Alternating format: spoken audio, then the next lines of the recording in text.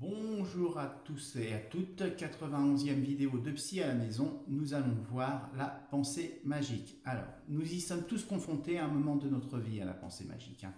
Avant toute chose, il faut dissocier deux pensées. La pensée magique de l'enfant et la pensée magique de l'adulte parce que c'est pas pareil. Alors, on va commencer par l'enfant. La pensée magique de l'enfant. Pour l'enfant, la pensée magique est illusoire. Il croit pouvoir contrôler la pensée, c'est une façon d'aborder la réalité. C'est particulièrement vrai quand il est nourrisson. Vous asseyez un nourrisson dans une pièce pour jouer, puis vous sortez de la pièce. L'enfant va croire que c'est lui qui a fait disparaître la personne. C'est ça la pensée magique de l'enfant. Au fur et à mesure de son évolution, la pensée magique va s'estomper au profit du rattachement à la réalité. Chez l'enfant, c'est un stade de développement normal et nécessaire pour appréhender la réalité. Alors, la pensée magique de l'adulte. Alors, pour l'adulte, c'est différent. C'est un mécanisme inconscient de gérer une situation angoissante pour lui. Ce sera une tentative de se rassurer, une mauvaise défense, une tentative d'influencer les choses, une fausse tentative de contrôler la réalité, prendre ses désirs pour la réalité et de l'ordre de la pensée magique. Alors, si la personne se retrouve dans une situation d'impasse émotionnelle, elle peut développer une pensée magique comme pour essayer de se rattacher à la réalité, ce qui est faux. C'est pour ça que vous pourrez retrouver la pensée magique chez les obsessionnels, les névrosés et les personnes très angoissées.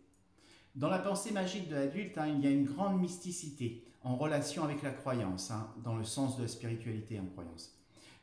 Excuse ou leurre pour ne pas se confronter à la réalité trop dure pour accepter, pour l'affronter.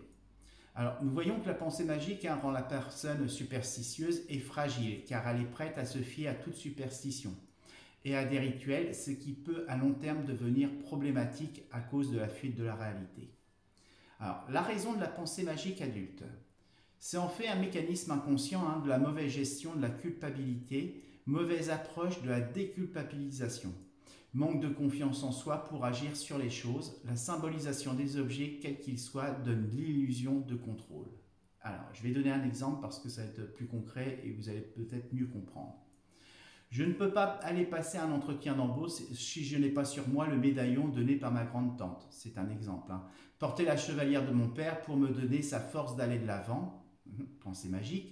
Croire que d'avoir un billet d'1 $ dans son portefeuille fera ma réussite. Tout ça, c'est de l'ordre de la pensée magique adulte.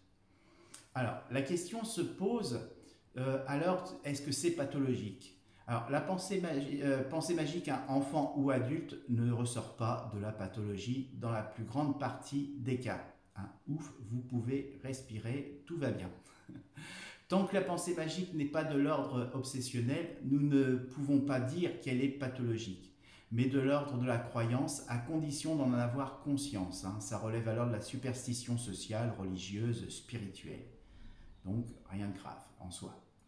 Alors, par contre, si elle devient handicapant, obligatoire, pulsionnelle, comme dans les troubles obsessionnels compulsifs, je vous renvoie à Psy à la maison 6, les névroses obsessionnelles, j'avais fait une névrose là-dessus, pour que vous puissiez comprendre. C'est le seul cas où alors ça devient pathologique parce que handicapant, obligatoire. Voilà.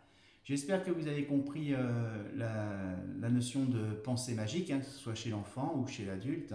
Rassurez-vous, tout le monde est passé par là. Et il n'y a rien de grave en soi tant que ça ne devient pas handicapant dans sa vie de tous les jours. Voilà, j'espère que vous aurez compris la pensée magique. Je vous remercie, à bientôt, prenez bien soin de vous. Au revoir.